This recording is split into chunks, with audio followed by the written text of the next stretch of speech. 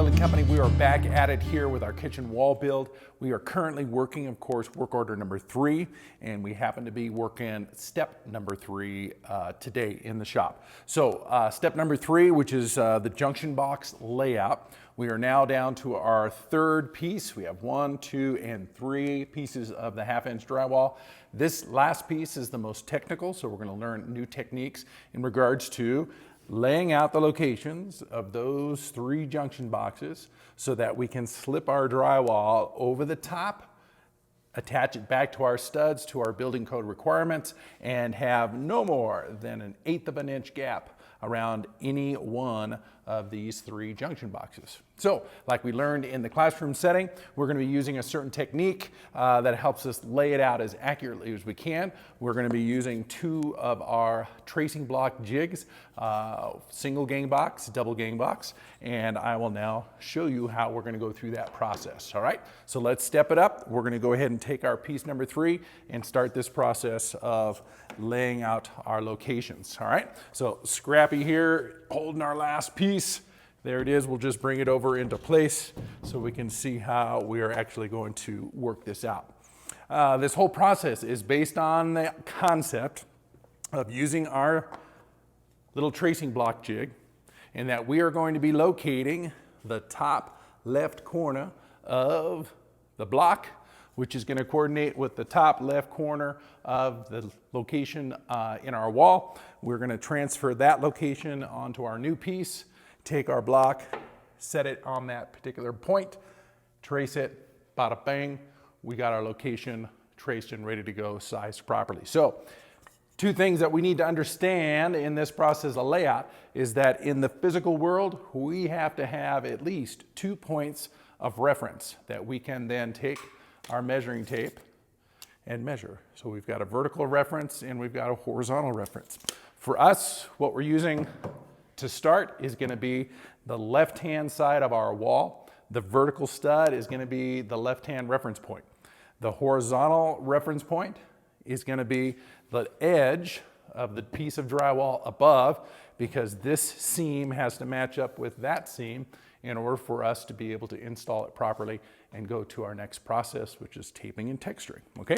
So when we're measuring, we're gonna be measuring from the outside edge of our 2x4 using our tape hook. We're gonna measure over and find the location of the left-hand side of our box, which in our case is right at 3 inches and 1/8, 3 and 1/8.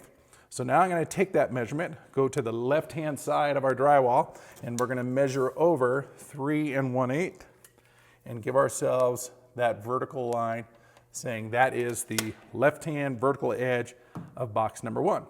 Now I can come over and I'm going to measure down from the leading edge of the drywall that we're putting it to, and we're going to measure down to the top of the box, which it says 1 1/4 inches.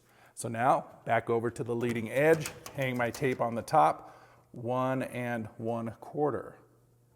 Make that second mark, all right? Measure twice, cut the J-box out once, right? Okay, so we're solid. So now I've got a reference line for the vertical, and I've got a reference line for the horizontal. Now we'll take our handy dandy speed square, and we put that on the top edge of the drywall. That gives us a perfect 90-degree angle. I can use that vertical mark, make a quick little reference. Because I'm so close to this outside left-hand edge, I can even make that top hand location. But in reality, all I need is that vertical reference point, because we got this super cool jig block, okay? So now I'm gonna take the jig block, I'm gonna line the left-hand side of the block to the left-hand side of our reference point, and then put that top left-hand corner. Now all of a sudden, lay that out, hold it with one hand, trace top, side, bottom, bada bing. That's the one we're pulling out, okay? So there, box number 1. Let's see what else we can do. Looking across, let's go ahead and do top right-hand box. So I'm gonna slide this little puppy over. So now we can see where we're at here. And same idea. Super tempting to come on over and use this right-hand side reference point and measure over. but you never know what your wall is doing as you're working down left to right. So we're going to actually measure again from the reference point that we know, which is this outside left point. I'm going to measure across the top of the box, and I'm going to come up with the top left-hand corner of our single J box. And so it is calling out 42 and a quarter. 42 and a quarter. So I'll transfer that 42 and 1/4 right to there. Give myself a little mark.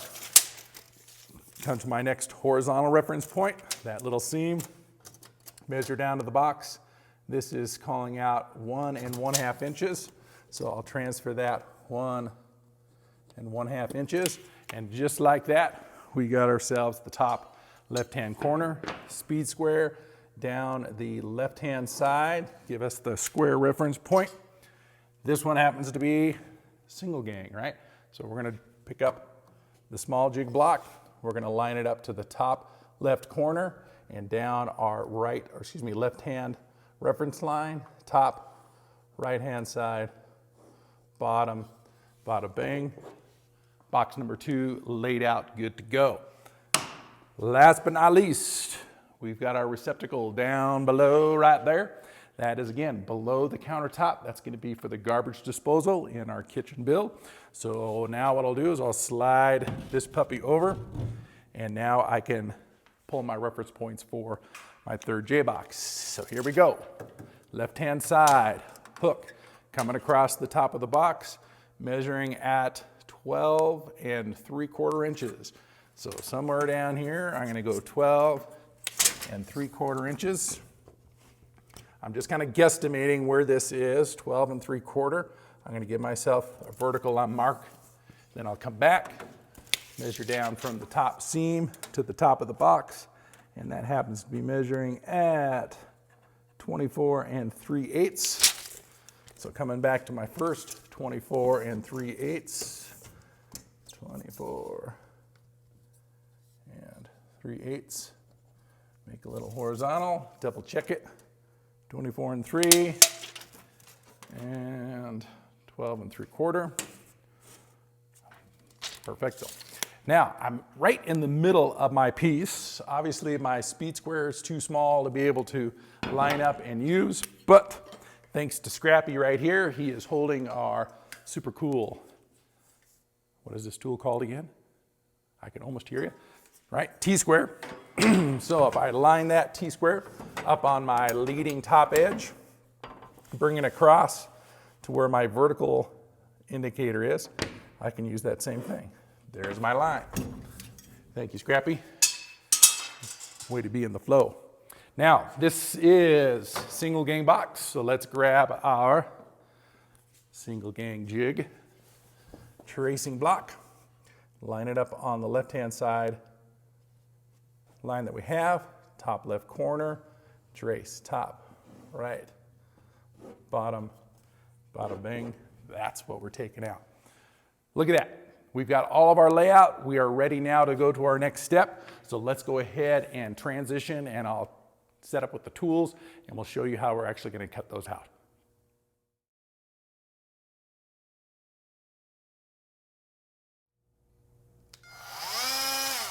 All right, here we go. Hey, we're gonna be taking off on our next step here. This is a subset of number 3, so 3.2. Now we're ready to actually cut physically the locations for our junction boxes. And to do that, we're gonna use this super cool tool. All right, name that tool. Okay, so that question will be down below, okay? This happens to be, again, back to our Makitas cordless oscillating saw. Okay, so that blade oscillates back and forth super fast and makes for a very clean cut. Can you see that? Little tiny teeth. This particular blade will cut steel, wood, and of course our gypsum board, so it is an excellent tool that makes this job work really well, reduces the amount of dust and debris, gives us a nice clean hole that's gonna then slip over the top of our junction boxes. So this is gonna be our clean tool to use. All right, I'm gonna cut away, get a little bit closer, and I'll show you how to use this tool. All right, so here's what we're gonna do. We're gonna take our oscillating cutting tool, we're gonna start on that left-hand top corner, and we're gonna let it plunge through the material, and then we're gonna draw it down our line, holding it as straight as we can, and then we'll plunge it down to the lower left-hand corner, and we'll do our verticals, and then we'll turn it on a horizontal, we'll cut across and get our 2 horizontals, and that will cut our piece out. So here we go. It's a quick lock system. Push forward, it locks. Set it up on my line, and there we go.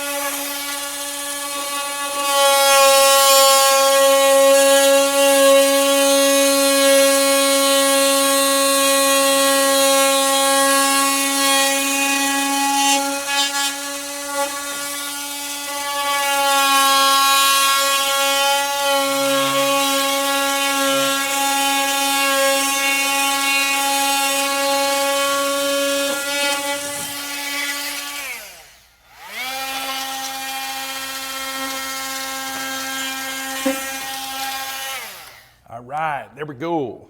All right, so now we got all 3 access points all cut out. Let's take a look at our list here and see what we got on instruction-wise. So we've cut the J-box out locations. We're cutting on the line or just inside the line. Super important. These measurements, we got them right down to about the 1/16 of an inch. And so where you put your blade, you're gonna put your blade right on the pencil line that you made and cut right through that or to the inside is gonna be our best procedure there. Next it says to test fit the piece. Okay, so we're gonna take this and we're gonna hold the puzzle piece up into place and see if all the combinations of dimensions are on point or if we need to do a little adjusting, okay? So we're gonna keep it, again, parallel and tight to our horizontal. Lift that into place.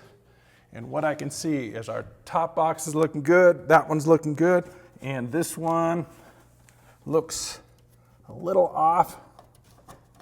And so I'm just trying to see where it is, and it looks like it's on the top edge of our box. So here is the quick fix.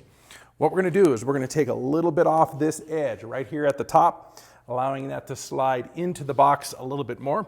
So with our sharp utility knife, I'm gonna come down here and I'm just gonna carve some of that material out until we can relieve that top area a little bit and give us a little more space for our box to fit. Don't want to remove too much, so that is probably about it. Let's try it in again. Holding it to our top line,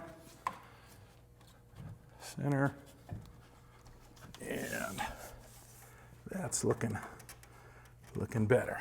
Okay, cool. All right, so now we've got all of our cutouts taking place. Let's see what's next on the list.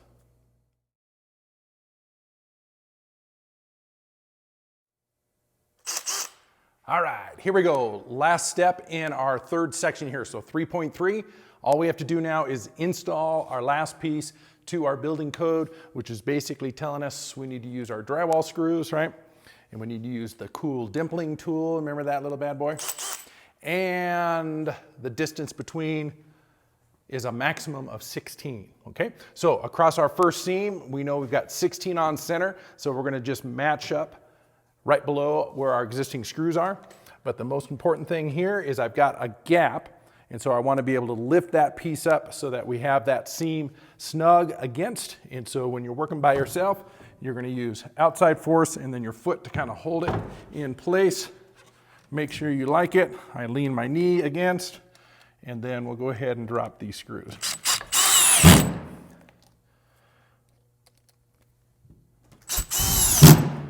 And if you remember, the setting on our tool We are not using the clutch because we want to be able to have the dimpling tool do its job, which is to drive it and recess it into our drywall.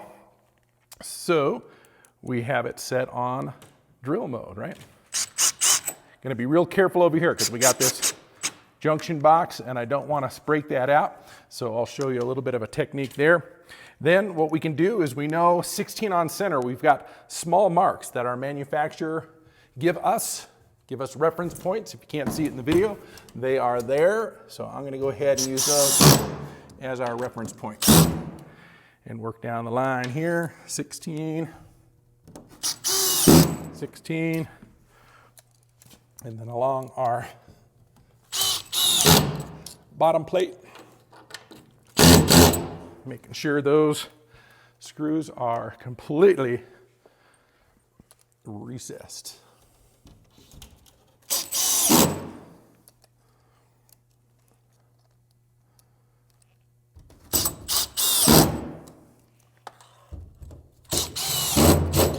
Excellent. All right, so last line is going straight down on our inside two studs. So again, if you can't eyeball it, that's when our trusty T-square comes in handy. So if I put that along the ground, as long as our ground's level, which I remember it is not, so I'm gonna flip it around. And I'm gonna use my top line here because I know that seam is square. So if I square off of that, then I can give myself a line down the middle of the stud there. Same thing over here. And then I can hit my 16s. All right, here we go. 4 more screws and this panel is done.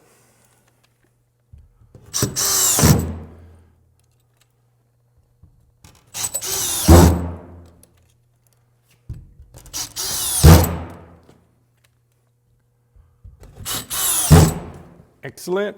So I got 2 more at the bottom row and that is complete install. Here we go.